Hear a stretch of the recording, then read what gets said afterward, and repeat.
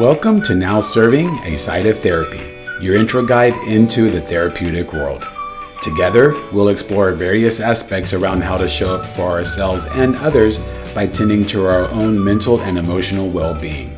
I'm your host, Dalton Huckabee, a licensed marriage and family therapist, and I'm grateful you've joined me. And I know we're talking about teens and sex, right? But to your point around the influence of social media, like when, even kids who are under 10, right? Mm, Even if they're on YouTube, on their little Chromebooks or laptops or whatever, whatever they mm, have, and they're on YouTube, some things can still get through the filters, right? That are not appropriate for their eyes. And so um, even kids under 10 can be exposed to this. So then that can lead up into the like expectations or thoughts about what sex is as they venture into their teenage years. So I know we're talking about teens and sex, but I can't help but think that how some of that might have even started when they were younger too. Like you yeah, said, through watching movies or, yeah, being exposed to things earlier on than they were intended to be. yeah, absolutely. Because again, even speaking with some of the young people that I've worked with, and I've worked with 10 or 11 year olds, and what they're saying is that, their parents they've checked what it is that they're watching, and it could be a football game, but the ads in between those football games are cartoon figures of women in bikinis with big boobs, tiny bikinis. And I know one 10-year-old said to me that like really freaked me out because I was thinking I'm watching something that I shouldn't be watching. Will I tell my mother? Will I look like a baby if I don't tell her? So I think realistically, when 10 or 11-year-olds have access to social media, um, there's a lot more stuff coming through YouTube. And this had came up with a conversation with one of my own teens of that when they were watching something on social media that was age appropriate that I had checked, that ads came in that were not appropriate, and that left them feeling uncomfortable. So I think really the influence and the impact on young people, because their brain is not actually ready to see those things. So Exactly, social media, right. yeah. So what I would kind of wondering is again kind of I was this 30 years of experience. I mean, it's hard to overlook. So I'm going to keep relying on that. Um, so when we come to think about peer pressure and this actual impact that it has on them around maybe feeling shame or questioning themselves or feeling that peer pressure from other people, right? And even if they're not ready, but then they feel like they have to, right? Like these are very real things. And so what I was wondering is what's like one or two things that you would suggest for teens to consider when they are being faced with peer pressure around sex? I think it's about really to take a step back, and to speak to a trusted adult about it, because sex is something that is physical, but it's also extremely emotional. And there's the impact of if they did engage in sex, who's been told about it, where does it go from there? So I think the one thing I would say is take a minute if you are under pressure and speak to a trusted adult about it. And also to ask yourself is this something you actually really want to do? And if it isn't, how is it going to impact you? So we have an ad. I think it started in the UK. It's about Irish people are notorious for drinking tea, and it was actually young people who told me about this ad. So it is and they're showing it in schools, and it is around when if you ask someone for a cup of tea and they said no, no, I really don't want it, you wouldn't keep going. Go on, have it. Go on, it can be good for you, and shove it down their throats. So if you're able to say no, I don't actually want a cup of tea, then if you're not able to say no about engaging in a sexual activity, then you're not ready for it. So that's kind of the main thing. Um, That's a great idea. Yeah, right. And like not feeling like they have to rush into the mm, decision too, right? And yeah, so, but that's a great way to frame it, like even around a simple thing as tea, right? And mm, it's using like a little bit more what we like to call age and developmentally appropriate ways for informing them and getting them to think about this like really complex topic again because it does have an impact on their overall well-being if they do decide to absolutely. engage. So being able to have those moments beforehand to think about it in this particular way that's actually digestible to them, and that they, just encouraging them to feel, this is kind of where it's even self-confidence might come into play, right? And so um, uh, being able to feel like they can make those decisions that are sticking up for themselves despite what other people might say. Oh, for them to say, hey, I don't like tea, Yeah, right? That might, in the face of a culture that drinks tea on the daily, right? I mean, you can well, see the what ad, the predicament that might bring for them. yeah, well, the ad is and it's actually a really good ad. It's the young people that actually educated me about this. I hadn't seen it, and this is going back a few years ago. But it is around if you're able to say no to a cup of tea, than to engage in something that you really don't want to do. So if someone really likes you, they're not going to force the cup of tea down your throat when you're asleep or when you're drunk. Or they're not going to insist that you have it, even though you've told them you don't want it. And I think for me in the therapy room, it's about teaching young people resilience and to be able to, when someone says something to them, to be able to come back with an answer that still makes them feel that they have control and power, and still makes them feel that they're not going to look stupid when they say no. But it's about a belief in themselves. But also, which is crucial, I think, is for young people coming up that they feel that there's someone that they can actually talk to. And that if they do speak to someone, that they're not going to be told, "Oh my God, absolutely not, you're way too young." That they feel listened to, because when young people feel listened to, they're going to tell us more and more. And I think that is a key point with all professionals and parents just to be aware of. Like we've been talking about around like in the role of culture, right? And the way that even TV, right, or social media like really have this impact on teenagers in this way. And the a lot of the anxiety, right, or the shame that can come up with them as teenagers are experiencing this peer pressure, right, including like some of this influence of culture, right, from TV or social media. And when we talk about teenagers kind of turning to parents for that support, what's some tips and what are some tips that you would have for parents for communicating with their kids around this? I think to be open, first of all, there has to be, it's like everything, it's like in therapy, the relationship is key. And if your teenagers feel from a young age that when they start talking about what was going on in your day to day school, and that you're listening, they're more likely to actually talk to you about it. If they feel that when they say to you, or when they decide to open up or trust you, whatever information it is, that you actually listen and not jump to give advice, which is what we're prone to do as parents and what we're prone to do as professionals. And young people actually don't want advice. And if they want advice, they'll actually ask you for it. So if they're saying that, Tommy asked me to do something with him, I am not sure. Instead of your first reaction, which is one of panic and stress of, oh my God, it's literally to keep a very clear face and to be able to say, thanks for telling me. I'm delighted you felt able to tell me. Would you like to talk a bit more about it?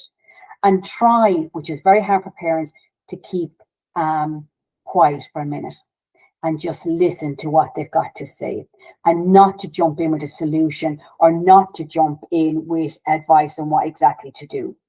And then once they feel that they're able to trust you on it, more might come out. Because generally what I found with young people, and this is what they've discussed with me, is that they might have discussed something with a parent and they've started with one sentence, which is only the tiny bit of information, which is not even hitting the iceberg. And depending on that first response, that will determine when they decide to tell any more. So young people don't want to be told, oh my God, you're too young, you shouldn't be having sex, he or she has no right to ask you sex, I'm going to speak to his parents, I'm going to speak to the school. That's and as parents we want to protect, but that literally is going to shut down all communication. So I suppose my key point is try and build a relationship there, let them know whatever they're going to say to you, you're actually going to listen to it. Don't give advice, don't jump in with what they should or shouldn't do. And then educate yourself, be aware of what is going on, be aware of the language that is out there, because young people are speaking a totally different language now. They can actually have a conversation in front of us and we don't understand what they're saying because of the words they're actually using. Right. And I find that with my teenagers. But I think it's key to be educated, because what young people are being asked to do now and what they were being asked to do when we were teenagers or even 20 years ago is totally different. And it's Yeah, stuff that's that, what I was thinking. These generational differences, right? yeah, And the ideas around sex are different. yeah. So it's about knowing the lingo so that you're able to have a conversation with them around it. You're not going to know everything, but at least have an awareness about it. So, for example, what some young people are saying to me is that whereas when we were younger, you had a relationship, then you engaged in a sexual relationship. But now young girls might be contacted by text to say,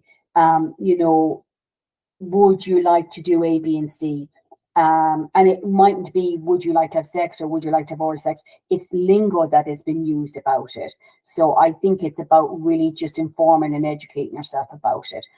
But the relationship is key, and letting them feel that they can trust you. Because as I said, the first sentence is only the tip of the iceberg. Yeah, and like you said, right? Because they're going to make their own decisions. And we just kind of like when we're working with clients, right? We try to meet them where they're at, right? Yeah, That's what I was kind of thinking when you were talking, right? It's like try to meet them where they're at and see what questions do they have? Do they feel confused about anything, right? What are they, right? I imagine, they might have like internal conflicting parts, right? Maybe one of them wants to and one of them doesn't. And is one part stronger than the other? And right, what are the pros and cons, right? And just really try to meet them where they're at with what might be coming up for them in that decision-making process. yeah, I think that sums it up totally, because once they feel they can come to you about it, and and you hit the nail on the head, if they're coming to you about it, it means they're conflicted. Because if they weren't conflicted, they would just go ahead and That's engage a in. good point. Yeah. So your response really determines whenever they're going to go to the next level, or if they're going to go to the next level safely, and if they're going to go to the next level consensually and informed and ready for it. Yeah, I think that's the key. Great, great. And so kind of continuing on this aspect of the peer pressure, um, or even some of those social aspects that apply, right?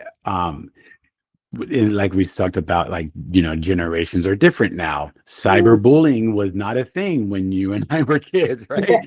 And so now here we are, like, faced with cyberbullying too. And even when we're considering, even just exchanging pictures through text, right? Yeah, Depending on the age, right, can also be reportable, right? Again, check your local legal, right? yeah. Requirements around that. But um, what are some issues or information around cyberbullying that you've experienced? I think cyberbullying, very much like peer pressure, has just exploded. And what I'm finding with some of the young people that I'm working with, they're saying that it's like they're on 24/7, that you can't sneeze without someone taking a picture of it. And pictures are put up in social media, skits are made out of them. And it's really impacting young people's mental health. In relation to sexual relationships, what unfortunately is happening is that sometimes when young people are engaged in a sexual relationship, they're in a loving relationship, and then they break up. And if it's a bitter breakup, one person could then put those pictures up in social media, or one person can send the picture to a friend, who unfortunately sends it to a friend, who sends it to a friend, and it's multiplied. Here in Ireland, we have something which is called Coco's Law, and it came about from a mother who had actually pushed and pushed for a law to be put in place in relation to sexual pressure and sexual pictures being put up online and cyberbullying about it, because it had happened to her young daughter and she had committed suicide. But really what it is in Ireland, what happens is that if you post a picture, if you send a picture to someone under the age of 18, even if it's a picture from a magazine and it's a picture of an adult, but if you send it to someone under 18, they are a child, and then there is concern around child pornography. So that, and the situation will be assessed. But that there was, what would happen before is pictures would have went around through people's cameras, it would have went around through school. But now young people are being educated that if you take a picture of a young person and you send that to someone else, that is considered child pornography. Even if it is to your friend and your friend is underage, once they're underage, it's considered child pornography. But I think, and it depends how young people are educated about it, because even what some people are saying is, oh God, we did Coco's Law in school today and the teacher just gave us all the facts. I think it's about, yes, give them the facts, but engage them in discussion around it. And it's around parents being able to say to them as well, whatever the law is in your country or state, this is the law. So even if you take a picture of a magazine and you send it to a friend, that friend is underage, that is child pornography, and you are putting yourself at risk of being reported to the Gardaí or the police. But it's around educating young people that, if you take a picture, if you allow someone to take a picture of it, that is there for life, and they can decide what to do with it. And relationships can be changed. So it's around educating them that realistically, if you're in a relationship with someone, then maybe not sending photos that can be used and sent around. But it's also about, I think, the impact of cyberbullying, because there's no end to it. When you and I, if there was a bully in school, we came home and that was the end of it. Now there is no end, because they're on, I don't know if you have Snapchat, but there's Snapchat, there's all these messages going around, and it's 24/7. And Yeah, because then they're tagged and then everybody else is seeing it, right? Yeah, And even if it's not someone sending an actual video or picture to someone, right? mm, The invention of AI, mm, I even know, right, of situations where images are created of people that aren't factual, that aren't yeah, true. And yeah, so even with the advent of AI, like, things can get, you know, thrown around out there. There's actually a recent South Park episode that I was yeah, just watching last night, right? That was about this, like creating videos that in images that aren't real, but yet they're getting out there, and it can still consider, cyberbullying. yeah. And I think very much cyberbullying, like peer pressure, because young people's lives are lived through their friends and through their peers. And that if videos are going out that have a negative influence on them, even if it's only a minor negative, what we would consider a minor negative influence, that has significant impact on young people and on their mental health and on their ability to go out and socialize, engage in social support. So, and as you mentioned, AI, it's like, it keeps going up a level and going up a level. And yes, all these things are fabulous, but there's also the downside of it. And they're always going to be there, Dalton, but it's about educating young people around, if something happens, that they feel that they're able to discuss it. Because I think what happens is when young people feel they're not able to discuss it, whenever it is with a therapist or with a parent, and they're dealing with it in isolation, that's when the risk to self-harm or the risk to consider suicide, as they feel is the only way. Because as you know, young people's brains are not fully developed.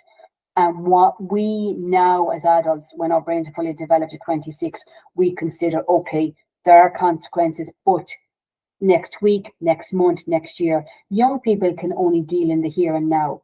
So this is today, tomorrow, next week. I am being teased, I am being bullied. And there is no year's time, or when I leave secondary school and I go to university, this is all going to be behind me.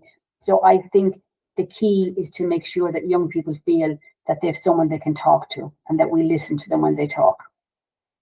Yes, and that they're supported Yeah. through that process. Especially like you said, it brings up a good point, right? How all of this either peer pressure or cyberbullying, or even their own internalized messages around their own relationship with sex, right? How that can impact their mental health in such a way that you're right.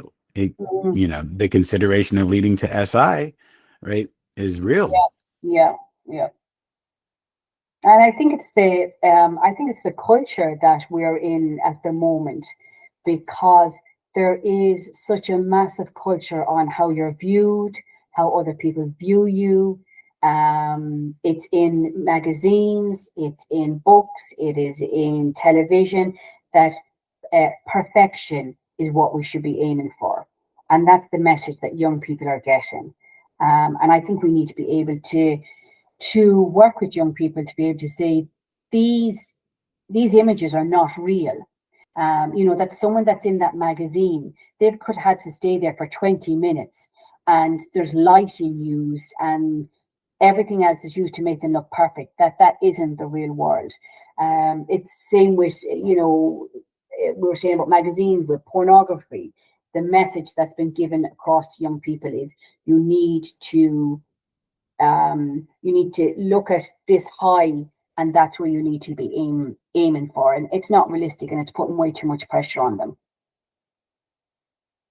Yeah, that's a good point, right? The reality versus what's portrayed, right, versus the reality. Yeah. And helping them to see those differences. What's really coming up for me is, again, like the real impact that the cyberbullying or peer pressure might have on teens, and the real consideration of how can we work with them in this way, like you said, that contributes to their own sense of resilience or self-confidence and self-esteem, right?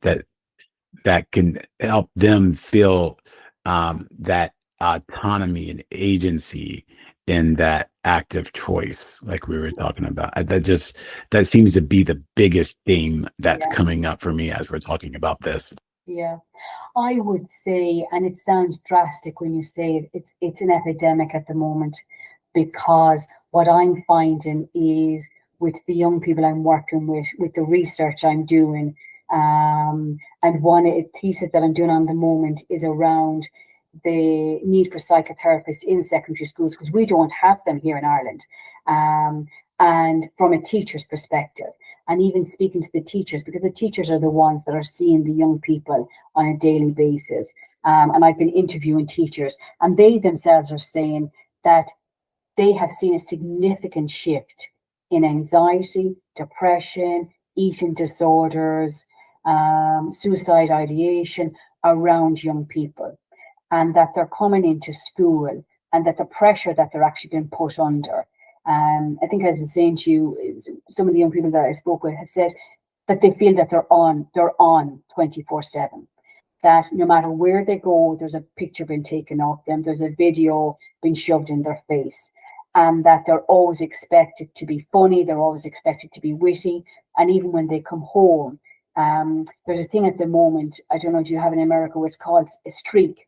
So literally with Snapchat, you're meant to be sending pictures, and so they're not sending pictures of an item.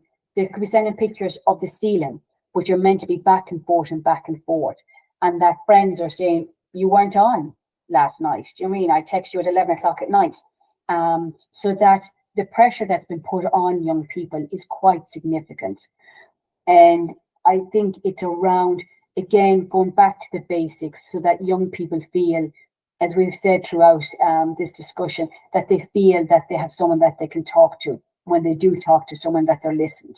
And that I think the education system is not, and this is what teachers are discussing, yes, it is about educating them, but it is around also looking at their whole mental health, when they're feeling good, because we focus on mental health when things are bad, but mental health is around, what you're doing for parents. How long are they on the social media? Are they late nights? Are they eating good food? Are they having exercise? The basic things that we go back to, because some of the young people that I've worked with, and they're one of the issues we're looking at is around their addiction to their phones, and they're 18 or 19. Some of the young people that I'm working with, and they're actually saying they wish their parents had taken them off their phones, not given them too early, or not left them on them too long, and that they wish they had put in boundaries even when they were being difficult. They wish they'd said, no, you're coming off it, because the impact on their brain is significant. And now that they're 18 or 19, they're able to say, actually, when I was on the person I was when I was on social media and the person that I was when I came off it were two different people. I was angry. I was under pressure. I felt like I constantly needed to keep up with everyone. And that I was seeing all these messages of, the beautiful women, the skinny women, well dressed, makeup done, and boys all buffed up, and that I need to look like that, and why aren't I doing it?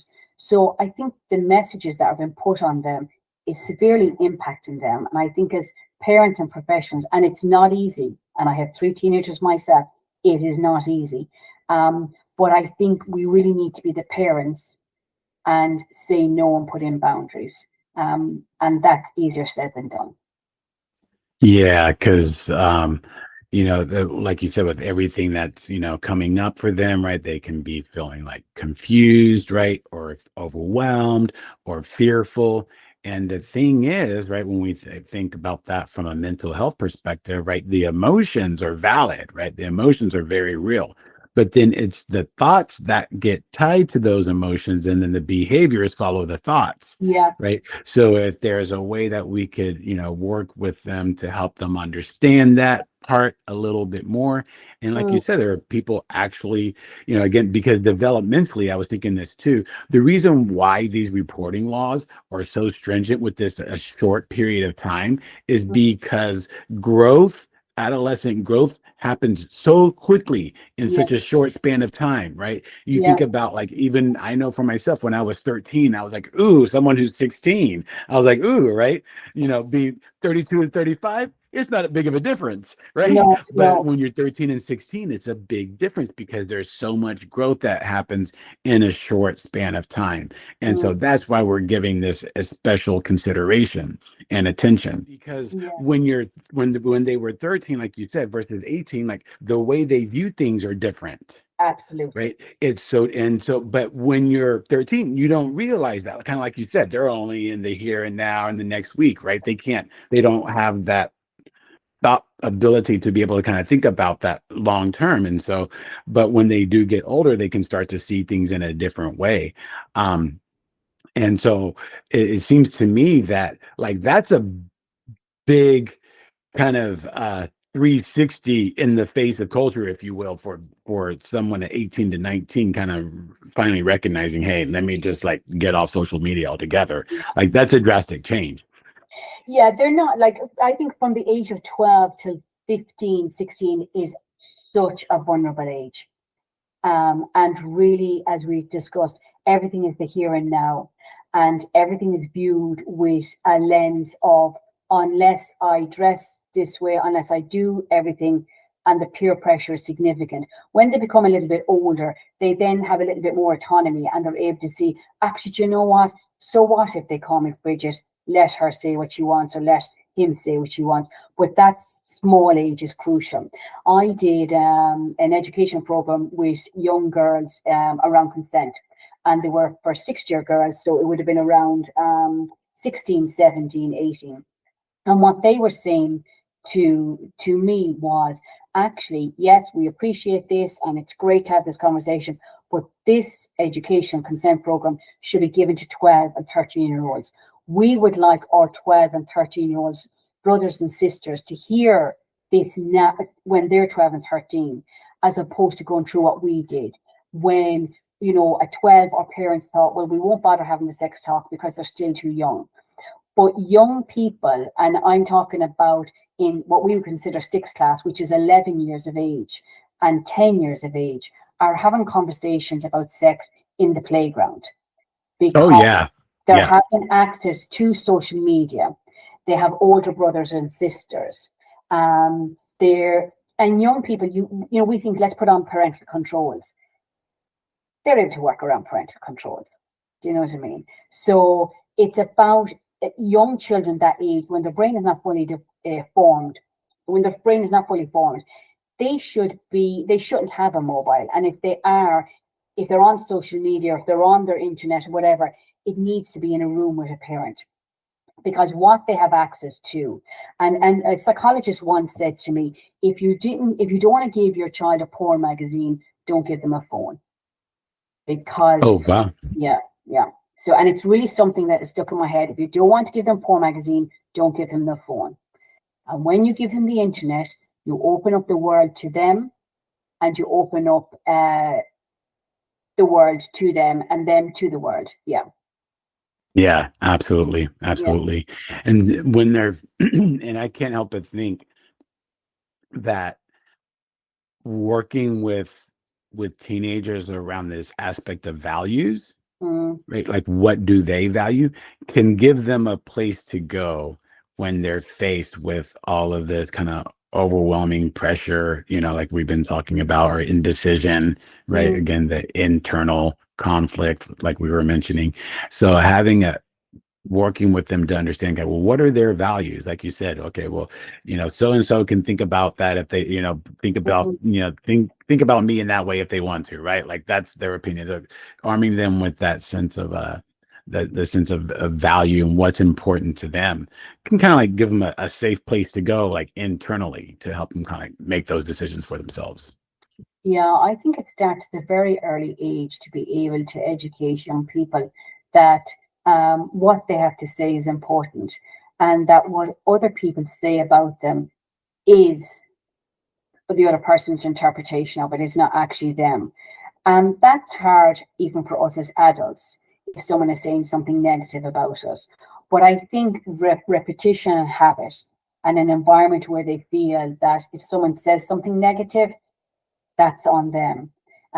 But as I said, and I think it's about repeating and repeating and educating, and it's part of the education program. But again, that age between 11 and 15 is so crucial, and their sense of their self is determined by how other people actually perceive them. So it's about, yes, educating them, yes, making sure that they're hearing the message, educating them about values, what is important to them, what's important to you as a family. But I think the key is to make sure that they have a safe space, and once they talk to you, that you listen, because it's when they feel they can talk to you, that's when you have a chance of changing the narrative, and to make sure that story is not one that ends up very negatively. And more young people are being put at risk earlier and earlier. So, you know, Yeah, so like you said, if they're coming to you to talk about it, then that means that they're confused or conflicted or have yeah, questions. And so seeing that, as when we in therapy we talk about point of entry, right? What's the point of entry? yes, yeah, Ah, there we go, right? So yeah, then being able to acknowledge that, hey, yes, we hear you on this, right? And then that's where again kind of meet them in that space. yes, absolutely. So important. Wow. So as we're kind of wrapping up discussion on again on this very big topic, right? Is there anything else kind of coming to mind for you that you feel like maybe we missed or would be important to address or I mention? Yeah, I think you just it really kind of to summarize it, and then I suppose it's around, yes, young people are having sex earlier and earlier, but it's around making sure that because when young people are having sex, if they're having sex at too early an age, there's significant impact both physically through teen pregnancy and STIs, so there's a risk to that. And it's also emotionally, because really a young person's brain is not, or body is not ready to engage in the act of sex. And it's around making sure that they're educated in a way that they will actually listen to, as opposed to what we as adults perceive as the right way to do it. So it's about promoting the education that fits their narrative. So it's like even a basic thing like smoking. If you tell a teenager who's 13 that smoking is going to cause them cancer, they're thinking, well, that'll happen when I'm 40, and 40 is ancient, so that doesn't apply to me. Exactly. Yeah. If you told them smoking is going to cause you spots, by God, there won't be any one of them smoking. So it's about making sure the education is tailored towards the young people. And I think as professionals, it's something that we need to increasingly work on. And I think as parents, the key is what we said, the point of entry. Make sure your young person feels they can talk to you. And when they do talk, make sure that your response is one of not giving advice, not telling them what they're doing is wrong, because you're just shutting down communication. So communication is key. I think we can educate till the cows come home, but communication is key, which is the pinnacle of the therapy room. The relationship between the therapist and the client is, you can have all this knowledge and all these facts, but it's the relationship is where change happens and where the trust builds. And that, I suppose, would be my takeaway.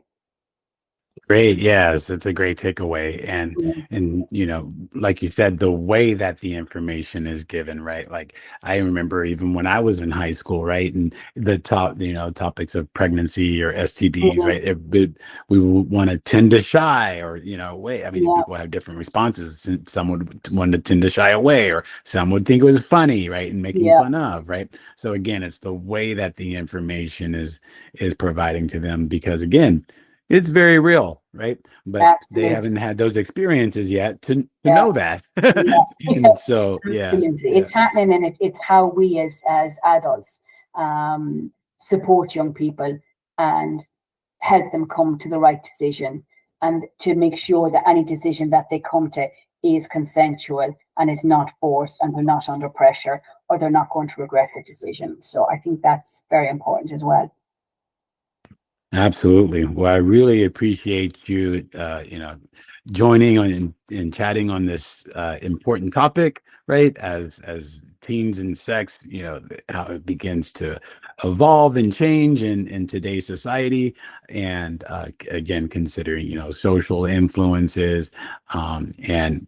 But well, I like what you said, right? The main thing, just kind of like, hey, if they're coming to you with with questions, like be open and curious, right? Not judging, and kind of Yeah, meeting them where they're at.